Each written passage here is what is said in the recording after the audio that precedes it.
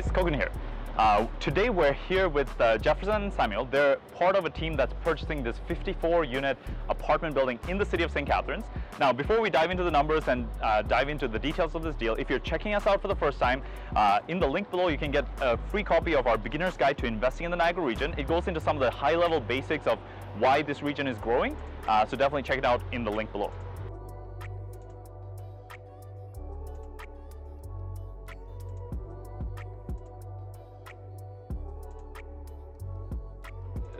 You're planning on turning over the units, or is there vacant units from the get-go? There's a couple of vacant units, but a majority is to turn over the other under market rent. Yeah, 36 units in 18 months. After knowing the history of it, we expect the units to be quite small. Okay. And the question is, how did they do all the plumbing? Does it all come with kitchens? Do they not come with kitchens? That's questions that we're going to ask. Yeah. Because if it doesn't come with a kitchen, then is it legal? Is it not legal? Oh, like the apartment? Yeah. Right. The So apartment? it's a kitchenette. What do we need to do to convert that to a kitchen? Right, so, yeah. The commercial unit is in the front. And then we got 54 residential units, and then potential 6 more in the basement that we could do. Right. But we're gonna have to blow the windows. Yeah, put some egress windows. Exactly, and then increase the rent roll to our target rent roll. Yeah. Right now, this building has been underserved. People haven't really invested where it should have been invested. In the neighborhood, you can tell it's been drastically underinvested. So the idea is to heavily invest in the community here, right? Ultimately. All right. So this is a crazy deal. We've just completed quite a few things today: appraisal, inspection, environmental. The lender was here as well. They sent a representative. And one of our main investors were here too with his investor group. Perfect. Yeah, it was a big group. It was a big group. Daniel Your team is also here. Like 8 or 9 people to come. So yeah, it was a good walkthrough. Awesome. Yeah, so tell us, so this building, you guys got it through a wholesale. That was how you got it under contract, and your plan is to reposition it to hopefully create some upside for your investors. Why don't you talk to a little bit about that process? So this is something called a value add project. So there's many different types of acquisitions, many different types of strategies. This is considered value add. Yeah, so we usually buy at a under market, under rented condition, usually undervalued. We try to identify certain cap rate ranges where we would buy, and once we acquire, once it passes due diligence, and once we acquire something like this, we then put together a 12 to 18 month plan on optimizing the asset, and that includes a full plan of renovations, capital improvements, cash for keys, making sure that we go to all the units and that they're properly managed, and we usually install a property manager that we really work with. And then of course you look for the exit, you look for the buyer, or you work with a bank on potentially doing a takeout, a refi, putting to place a good amount of debt at that time. So.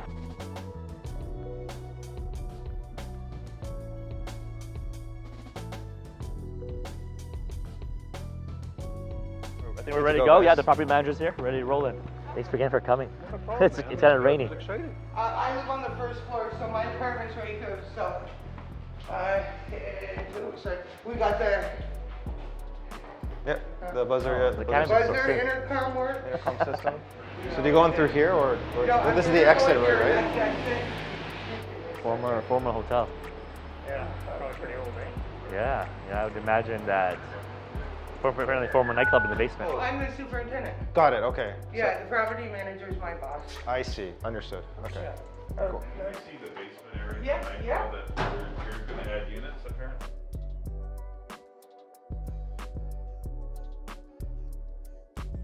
Let's dive a little bit deeper in. So this property, you're purchasing it for what? $8.3 million. $8.3 million. What's the initial sort of cash outlay you and your partners are going to be putting up for a deal like this? What's the, I guess, down payment on a deal like this? I guess we'll have very high level here, but Sure. The down payments we're looking at. Well, usually what we look at is first, let's look at this building. Let's look at what the banks are willing to give us. Sure. So most likely we can go from 65% loan to value to all the way just up to 80%. Okay. In this case, we're trying to gun for 80% loan to value. That'd be a combination of an A and B lender, A plus private, all private, You know, so basically that's how we would get our how we would finance The this thing. financing on the Yeah. purchase. Okay, perfect. And then I guess you guys have a budget for renovations, cash for keys, just Yeah. the whole turnaround process, right? Do you know roughly what that's going to be? I guess as a whole or per unit? So before doing the walkthrough today, we anticipated about a $1.5 million capital injection. Okay. So you buy for 8.3, you add in 1.5 plus closing costs. Yeah. After this walkthrough, we're gonna have to relook at the numbers. It's probably gonna be similar. We're probably gonna have to add another $100,000 to $200,000 to that. Okay. It's probably about a 1.7. Okay. That should get us to our target rent. Okay. That should help us optimize at least 36 units. I think is our target. Yeah, so 6 units. So you guys would be all in at around 10 million then your purchase, maybe a little bit extra. So the equity injection on this, something like this, would be around 2 million on close. When you add that to that, you kind of buy for approximately $8.3 million Sure. plus closing, Sure. and then another 1.5, 1.7 of equity capital. Okay. So approximately 10 million. Okay. Approximately $10 million would be your cost. Yeah. Your cost basis for something Sure. like this. Because we're getting two appraisals, right? We're getting an as is and an as completed. So if we were to complete it, what would this building worth after we complete what we're going to complete? So the appraisal will give you that. So based on a future cap rate as well. So I mean, What's the cap rate you guys are I'll gonna do some to that. use on the complete side? well, we're acquiring it for about a 4.3, 4.4. But that's under market rent. It's still cap rate, yeah. Cap rate, no, well, it's probably a little higher too where it needs to be because the buildings, so the way cap rates work is like there's a cap rate for a specific region at any specific time for a specific asset class, right? Multi-res, commercial. And then you adjust that cap rate based on the aesthetics and the like how the building looks and the current status of the building in terms of the maintenance and repairs work needed. So your exit cap rate, you need to model in from a macroeconomic perspective, it's going to go up or down based on just macroeconomic indicators. And then you would probably lower the cap rate as well due to the fact that you've done a lot of work to the building on top of increasing the rent rolls. Because look, we can increase rent rolls but not touch the building at all. Not paint it, not do the work on the roof, not do any work in the basement, not clean it up. So the cap rate, wouldn't necessarily be the same, right? So that's what you have to think about. Honestly, it depends what it depends if the value add that we're putting here makes sense. Like if we're gonna spend money on this, is it gonna increase the exit price? That's what you look at on every dollar you spend, right? Sure. So if this whole entire section is not needed to be touched, we won't touch it. Yeah. We might even just put a wall, a door, and then call it a day. Even storage you can rent it out. Yeah, there's a tenants who want space, right? So Yeah. So the monetization opportunities are parking, storage space. So, cleaning. so but the first thing I would say Jeff's is very expert at adding those added features of you can potentially clean your root unit and we charge you the upsell. So And then the hope, once everything's turned around, if you were to sell it to an end user investor who's looking for something turnkey, doesn't want to do any work, just something rent stabilized. Yeah. So that's called a core. It's called a core asset when it's already stabilized, already optimized. Not much else you can do with it. It's a good hold play. It's a good asset to park your money. Your returns are generally 6 to 8%. So that's our target buyer. Yeah. We're looking to exit this at around $13 million. Okay, perfect. With $13 million, what we anticipate is even if we don't have a buyer, it gives us time to refinance this building at $13 million. Yep. We have our takeout, and that's what every project in our company, when we go into, we always have a 30% margin. That is the minimum one we have to hit. 30% margin on this building. So if we spend $10 million, we have to be able to refinance that 13. So we take out the $10 million back. We're able to take out our money in, and then now have the bank hold those assets for us until we have find a buyer, or we consolidate a bunch of buildings and sell off to a pension plan or off to a REIT. Oh wow. Yeah. Okay. Yeah, So there could be multiple exits when I add something. Yeah. There could be multiple exits, something like this. So the first exit, it's kind of like a liquidity event. So you do a takeout, as Jeff mentioned, at the $13 million. So 75% on $13 million is what you get from the bank. and a from the new takeout lender. for those watching for the first time is a typical refinance. It's a refinance, right? You basically go back to market. You get it reappraised at the $13 million, which is our kind of target valuation. You get a new LTV on that $13 million, and then you pull back, X amount, and then with that capital, you pay your original debt, your original private financing, and hopefully all of the equity you put in as well. Okay. That'll be Perfect. exit number one. Yeah. Right. For a building of this size, we're looking at CMHC financing. So, for example, even if you do the $13 million takeout, you're looking at very preferable government rates, that are 30 to 40 year AM preferred interest rates. So even at the new, with the new appraised price and the new takeout amount, you should be able to cash flow positive because of preferential, rates and amortization period. So that's really, I think, the core behind why we are in multi-res is because the government's trying to create more affordable housing or have more investors come into these buildings and really give this building a second life, and that's what we're really here for. So.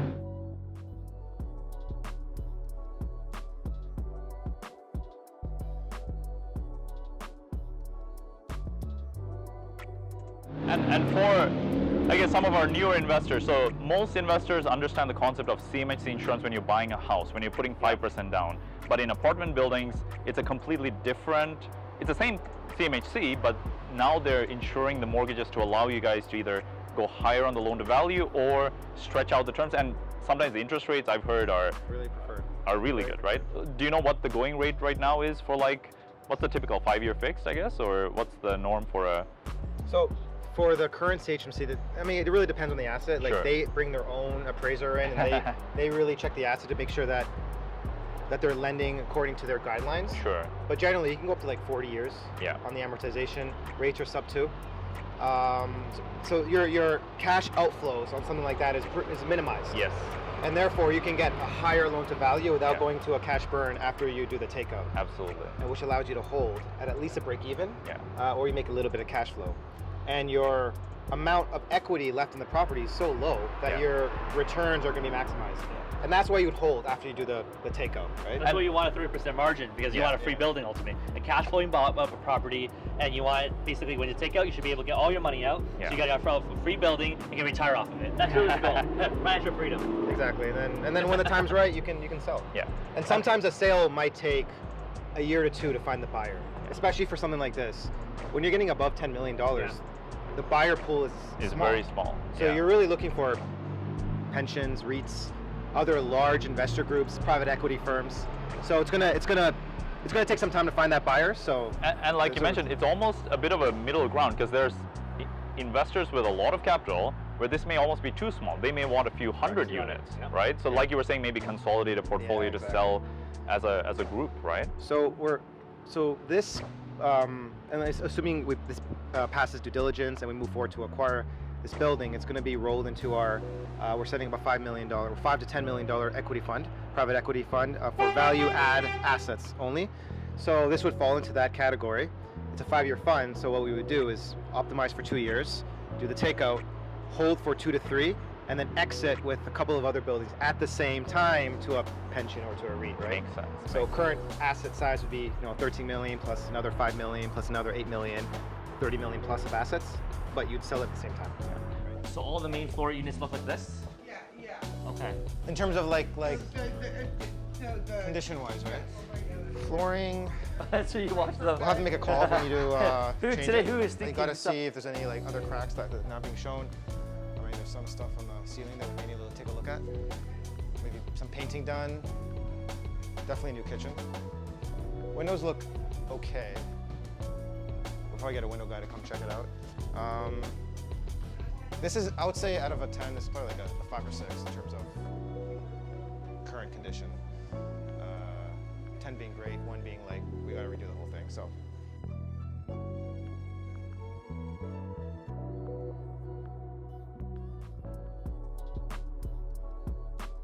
Right. One thing you've mentioned so far that I think for especially many residential investors, it's interesting to hear. You've mentioned that after you refinance, your cash flow, even on a building like this, is not actually going to be that significant. Nothing to write home about, right? It may be a significant number, but relative to the equity you've created in this deal, it's Cash going to be, outflows, right? yeah, Yeah.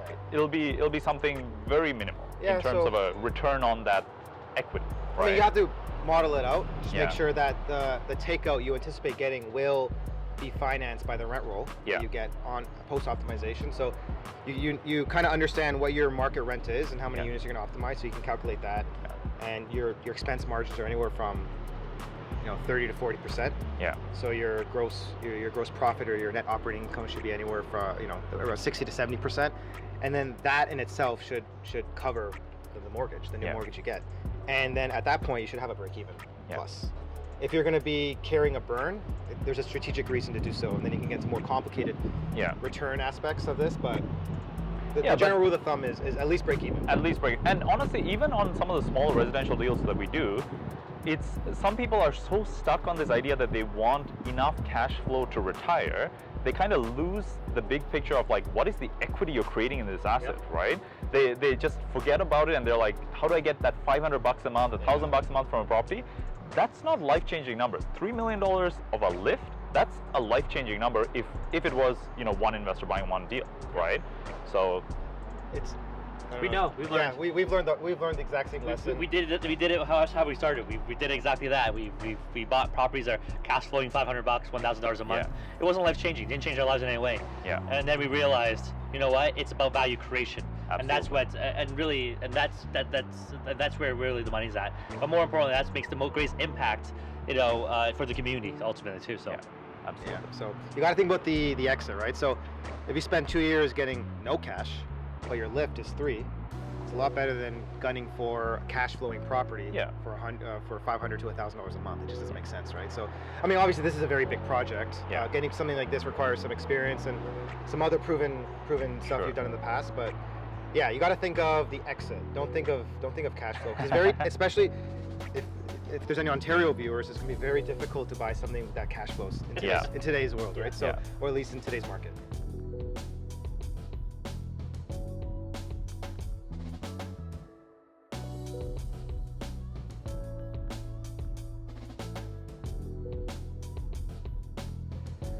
Well, we budgeted max dollars for each unit, just in case in the model. So hopefully we have some stuff to play with, right? Some juice, some.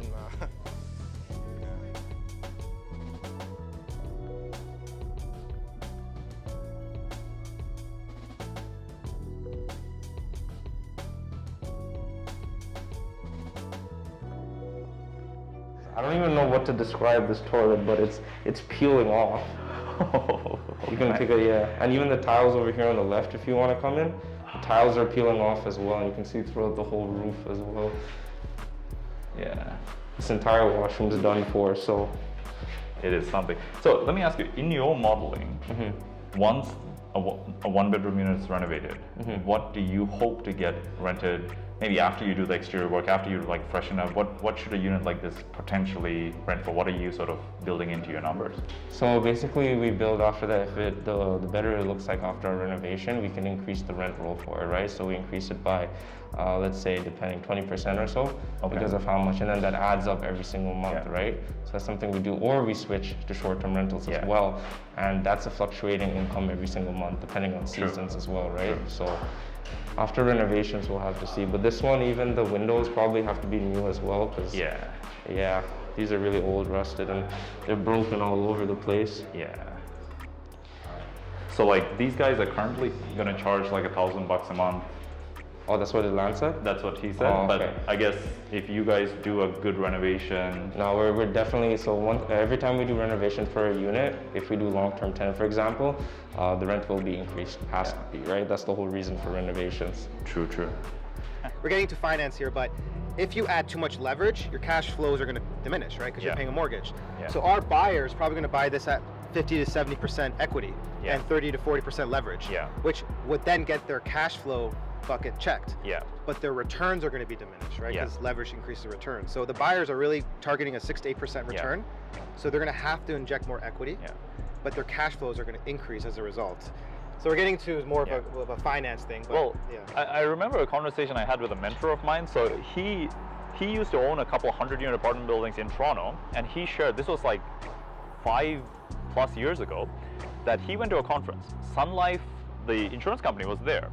And they shocked everyone. So these were apartment building owners. They shocked everyone by telling them that in the GTA, the 416 region, they were willing to buy at that time properties at a 3% cap rate, when the individual investor would look at it only, like people would say they would only buy a 6 cap property at that time, right? And they literally said, we have cash we need to deploy. We don't care about like the cap rate being a certain amount. We just want to acquire it and hold on to it, and they have insurance claims to pay out, right? So this is sort of the scale of the buyers involved. It's not a mom and pop looking to buy a 54 unit off of you, right? It's a completely different type of buyer. Real estate in itself is many different types of real estate, many different types of asset classes. So if you're an investor, you're gonna kind of try to get your niche, right? And then try to learn that niche. Yeah. Because real estate there's a lot to it. Yeah. But yeah, I don't know. No, I think we've pretty much covered it. Yeah. Oh, another bachelor over here. This one, Yeah, they have a okay. sink. Yeah, they have a sink over here. So probably all the appliances need to be switched out then. What we usually do is we actually get stainless steel appliances because they actually just add value to the home as well. So that's something we usually do. It increases the value of the whole unit as well, right? So that when you want to make a flip, for example. So that's something we do a lot. Same for it seems like most of the washrooms on the second floor at least need to be fully done with new painting, new tub, tiles, everything. It's a little better. So this is what it looks like. Yeah. So there's a mix of bachelors. With kitchenettes and with actual kind of and actual kitchens. Okay. stores. They all have fridges, but some of them are just a little toaster. Looks like it's not draining. with a hot- Cracks here. We gotta replace.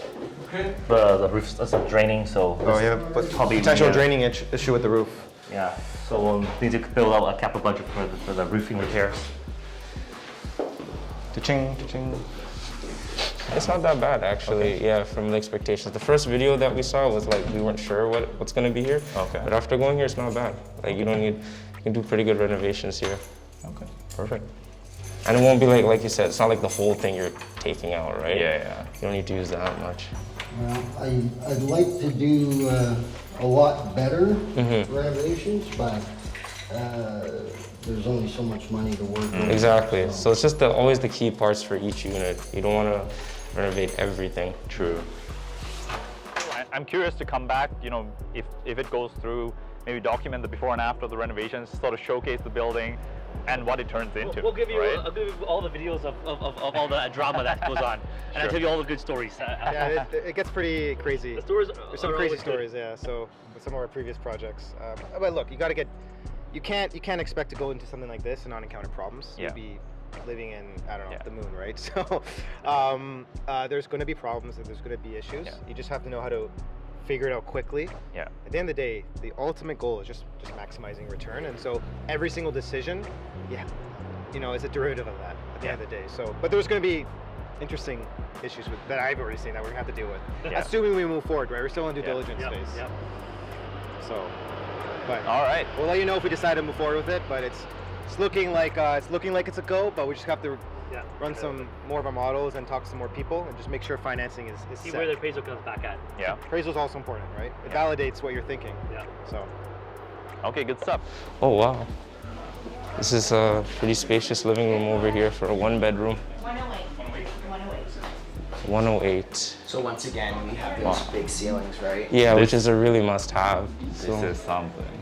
it's really nice over here. The main floor units are way different though. Yeah, so the first floor are really nice with high ceilings, and then as you go to the second and third floor, Yeah. they're lower ceilings. I feel like these units, you can put like, again, depends on your budget. You Yeah. can put like nice tall cabinets and you can, Yeah. there's a lot you can do to make it cute. Even though square footage wise, it may be about the same, Yeah. these units just feel... Can I measure? I can measure it. Sure.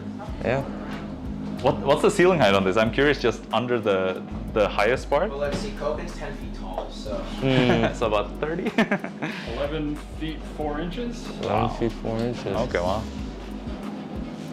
For sure, though, the ceiling makes it feel a lot Yeah. bigger. And then what feet, eh? about the bedroom as well? Like I almost wonder in the front half of the building, Mm-hmm. what if you made, instead of 11 feet, you shrunk it to 7? Oh, the 7. If you brought that square footage into the lower unit, you would have above grade windows. That's true. But I'm sure the work involved would Yeah, be it's gonna be quite a lot. insane. Oh, this is a nice washroom. Yeah. Well, for this unit 108, washrooms a lot Did you guys better. just move in, or have you been here No, for? I've been here almost 4 years now. Oh, excuse Yeah, me. your unit is probably one of the nicest in the building. Thank you, much appreciated. Especially the washroom. That's really good. Yeah, compared to the others, yeah. Cooling is not the best thing to see, but what do you guys think? Yeah, definitely. Like Sam was saying, it's gonna be a drainage issue down the line, and like the last few days, right, it's been pouring like crazy, Yeah. and this won't be able to handle that much Well, the good rain. thing is we didn't see much water in the basement. Yeah, that's right? the good So- thing. That's a good sign. No, we haven't had any issues in the last year, Okay. except for one, Okay. which is down the way here. Okay. Any other leak issues have been plumbing related? Okay. So relative to the other buildings you guys have both looked at or purchased, where does this rank in the spectrum? Honestly, on a scale of 1 to 10, 10 being like probably like really, really bad, I guess. Really bad. It'd be a 5. It's not too bad actually. It's not too bad. So it's workable, that's for sure. Hope you guys enjoyed that. We're going to show you some of the interior as well. We've done a full walkthrough and we've done, well, the appraisal, the inspection. There's quite a bit that has happened this morning. So we're going to give you a little sneak peek of that.